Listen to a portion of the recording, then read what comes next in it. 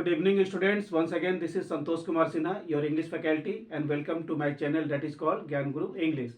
और आज मैं आपके सामने एक नया वीडियो, एक नया टॉपिक जो कि एंटो साइनो कहलाता है, वो किसी भी कंपटीशन पॉइंट ऑफ व्यू से बहुत ज़्यादा इंपॉर्टेंट है, उसी को मैं लेके आया हूँ। और आपको देखना है कि उसका करेक्ट आंसर क्या होगा। और एंटो साइनो अगर आपको समझ में आ गया, किसी भी पैसे से रिलेटेड होता है, तो कंपटीशन में बहुत ज़्यादा एंटो साइनो पूछता है, तो आपको उसको कवर कर लेना है। तो चलिए देखते हैं कि हम लोग का कुछ एंटो साइनो से क्या क्या क्वेश्चन है। पहले मैं साइनो लेके आऊँगा, उसके बाद दूसरे क्लास यानी कि दूसरे दिन मेरा एंटो का क्लास होगा। आज पूरा सिनोनिम्स यानी कि नियरेस्ट इन मीनिंग, इसको हिंदी में बोलते हैं पर्यायवाची शब्द।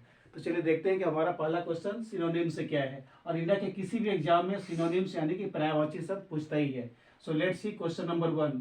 फर्स्ट में है अबेंडन मीन्स त्यागना।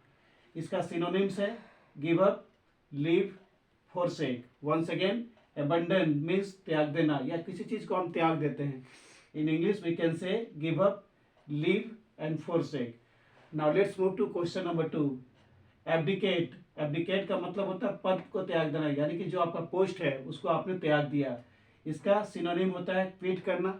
जैसे आप लोग देखते होंगे कौन बनेगा करोड़पति में अमिताभ बच्चन बोलते हैं अगर आप क्विट करना चाहते हैं तो आप इतना पैसा ले जा सकते हैं। तो क्विट मतलब छोड़ देना, यानी कि जो काम कर रहे हैं उसको आप छोड़ दे रहे हैं। क्विट, अबंडन एंड सरेंडर कर देना। बोलते हैं ना कि आजकल वो सरेंडर कर गया अपने काम से, जो काम कर रहा था उसे सरेंडर यानी मुक्ति पा गया, वो छोड़ दिया। थर्ड में बोलता है एबिलिटी। इसका हिंदी होता है योग्यता। मैं आपको आपके लिए हिंदी भी लिख दिया हूँ जिसमें आपको कोई दिक्कत नहीं हो। एबिलिटी मीन्स योग्यता। अब एबिलिटी का सिनोनिम्स मैं 2-2, 3-3, 4-4 करके लिख दिया हूँ। फर्स्ट में है कॉम्पिटेंस, दूसरा होता है कैपेबिलिटी, और तीसरा होता है प्रोफिशिएंसी, यानी कि वो बहुत ज़्यादा प्रोफिशिएंट है इस चीज़ में, यानी कि he is able to do this work. Once again competence, capability and proficiency, these are the synonyms of ability. Now let's move to question number 4। Abundant means प्रचुर मात्रा में, मीन्स बहुत ज़्यादा प्लेंटीफुल है। Plentiful and full we can say. Fifth में बोलता है accident means दुर्घटना। अब इसका एक्सीडेंट का सिनोनिम होता है कालामिटी, कैजुअलिटी,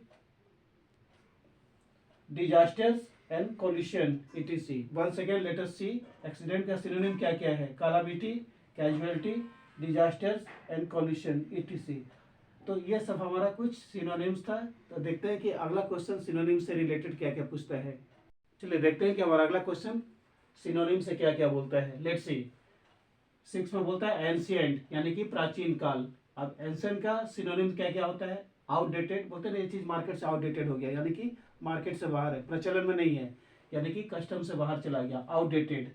उसी तरह से ओल्ड फैशन, बोलते हैं ना he is an old fashion person, he is an old fashion person, वह पुराने जमाने के लोग हैं। और simply we can say previous, बहुत पुराना एकदम। जैसे प्रीवियस क्वेश्चन आप प्रैक्टिस करेंगे, you will be highly benefited. Once again let us see ancient का क्या क्या होता है synonyms. Outdated, old fashioned and previous. ना क्वेश्चन नंबर 7। अलायंस, जैसे होते हैं ना कि एक मतलब एक पार्टी दूसरे से अलायंस हो गया, मतलब समझौता कर लिया, संधि या समझौता। अब अलायंस का क्या क्या होता है सिनोनिम्स। कॉलिशन, कॉम्पैक्ट, ट्रीटी मतलब संधि, और एग्रीमेंट मतलब समझौता कर लिया, this is called alliance. Next ancestor यानी कि हमारे पूर्वज लोग, यानी कि हमारे four fathers. Four father, predecessors मतलब हमारे जितने भी पुराने लोग थे, पुराने जमाने का लोग थे, that is called ancestor. Hindi में बोलते हैं उसको पूर्वज। नेक्स्ट एरोगेंट, जो घमंडी होता है, उसको सिनोनिम क्या होता है। प्राउडी, बोलते हैं he is a proudy person. Conceited, haughty etc। एक बार और देख लेते हैं क्या क्या है। Proudy, conceited, CONCEITED, haughty HAUGHTY etc। Next 10th में बोलता है एपोलॉजी मतलब क्षमा प्रार्थना करना। अब इसका होता है acknowledgement, justification and many more. Apiology means क्षमा प्रार्थना करना, यानी कि एक्नॉलेजमेंट एंड जस्टिफिकेशन। देखते हैं कि अगला क्वेश्चन हमारा सिनोनिम से क्या क्या है। चलिए अगला क्वेश्चन देखते हैं हमारा सिनोनिम से क्या बोलता है ना। Question number 11। एम्बिग्यूअस। एम्बिग्यूअस का हिंदी होता है अस्पष्ट, यानी कि जो विजिबल नहीं है, इनविजिबल है। इंग्लिश में इसका होगा इनविजिबल, यानी कि हिंदी में होगा अस्पष्ट। बोलते हैं ना कि आपका राइटिंग एकदम स्पष्ट नहीं है, अस्पष्ट है, मतलब दिखता नहीं, क्लियर नहीं है, साफ नहीं है, उसको बोलते हैं एम्बिग्यूअस। और ये जो क्वेश्चन है ना एसएससी के किसी भी एग्जाम में, चाहे CHSL, चाहे CGL, इवन बैंक पीओ में भी एक क्वेश्चन तो मिलेगा ही मिलेगा, ambiguous. So let's see what are the synonyms of ambiguous. First में आता है कंफ्यूज्ड, उसके बाद में आता है doubtful, obscure and vague. These are the synonyms of ambiguous. Once again, let us see: confused, doubtful, obscure and vague. These are the options and these are the synonyms of ambiguous. और ये question exam में बहुत ज़्यादा पूछा जाता है, एकदम sure है कि ये क्वेश्चन देगा ही देगा, इसलिए आपको इसके लिए प्रिपेयर्ड होना चाहिए। Now let's move to question number 12। Arrival means आगमन। अब इसका अराइवल का सिनोनिम्स कुछ है, यहाँ पर देखिए: अप्रोच, एंट्रेंस, अकरेंस, etc। एक बार और देख लेते हैं अराइवल का कौन कौन सा सिनोनिम्स है: approach, entrance, occurrence, etc. These are the synonyms of arrival. Now question number 13, antipathy मतलब जो आपका जस्ट एकदम उल्टा जाता है, आपके खिलाफ होता है, आपका ओपोनेंट यानी कि आपके बात को अपोज कर देता है, विरोध करता है, बगावत पर उतर जाता है, यानी कि घृणा करता है, यानी कि अनिच्छा से आपके साथ में काम करता है, उसके बोलते हैं डिस्गस्ट, यानी कि he is a disgusting person बोलते हैं ना। डिसलाइक करता है यानी कि हेट करता है, नफरत करता है। ये हो गया आपका एंटीपैथी का synonyms. Once again: disgust, dislike, hate, etc।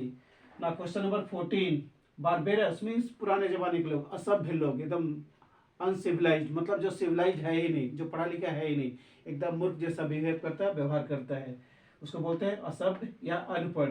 अब बारबेरस का क्या क्या होता है, कुछ सिनोनिम देख लेते हैं हम लोग। ब्रूटल, क्रूएल यानी कि दुष्ट है, फेरोसियस एकदम डरावना है, भयानक है, जैसे शेर होता है उस तरह से, इग्नोरेंट, ये सब इसका सिनोनिम से गया। एक बार और देख लेते हैं। ब्रूटल, क्रूएल है, बोलते हैं he is cruel by nature, one एकदम नेचर से दुष्ट है, खड़ूस है, फेरोसियस है, भयानक है एकदम, इग्नोरेंट है, etc।